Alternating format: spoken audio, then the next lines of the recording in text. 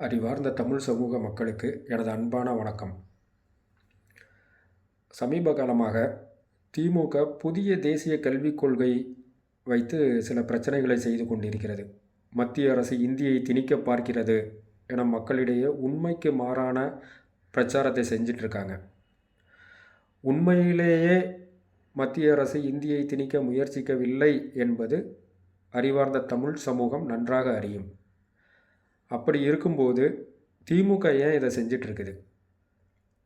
ஏன்னா ஏற்கனவே இவர்கள் பிஎம் ஸ்ரீ பள்ளிகளுக்கு அனுமதி அளித்து 2 தவணை நிதியை பெற்றுவிட்டார்கள். ஆனால் அந்த திட்டத்தை தமிழகத்தில் நடைமுறைப்படுத்தவில்லை.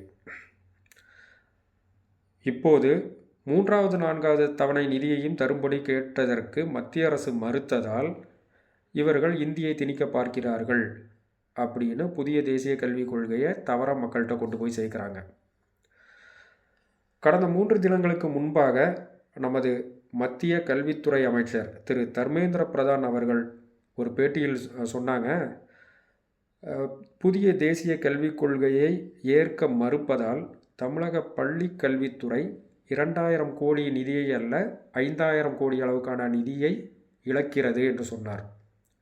அதோடு கூட இவர்களுக்கு மும்மொழி கொள்கையெல்லாம் பிரச்சனை இல்லை, இவர்களது பிரச்சனை தமிழ் மொழி வழியில் கல்வி கற்பித்தலில் இவர்களுக்கு பிரச்சனை இருப்பதால் புதிய தேசிய கல்விக் கொள்கையை ஏற்க மறுக்கிறார்கள் என்று கூறியிருந்தார்.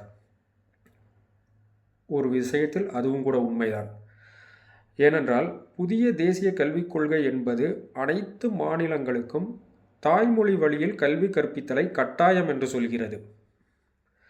அப்படியானால் தமிழகத்தில் தமிழ் மொழி வழியில் கல்வி கற்பிக்க வேண்டிய கட்டாயம் ஏற்படுகிறது. இங்குதான் திமுகவுக்கு பிரச்சனை. அவர்கள் ஆரம்ப நிலை கல்வியிலேயே ஆங்கில வழி கல்வியை புகுத்திவிட்டார்கள். இது நமக்கும் தெரியும். இப்போது திடீரென தாய்மொழி வழியில் கல்வி கற்பிக்க வேண்டும் என்பதுதான் அவர்களுக்கு பிரச்சனையாக இருக்கிறது.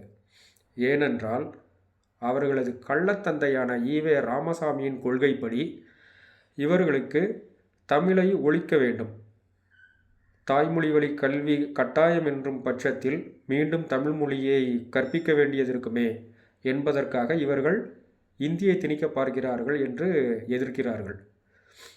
உண்மையில் தமிழ் மீது அக்கறை இருந்தால் இவர்கள் புதிய தேசிய கல்விக் கொள்கையை ஏற்றிருக்கத்தான் வேண்டும். அப்படிப்பட்ட இவர்களின் முகத்தை, கபட நாடக முகத்தை நாம் மக்களிடையே தோலுரிக்க வேண்டிய கட்டாயம் நமக்கு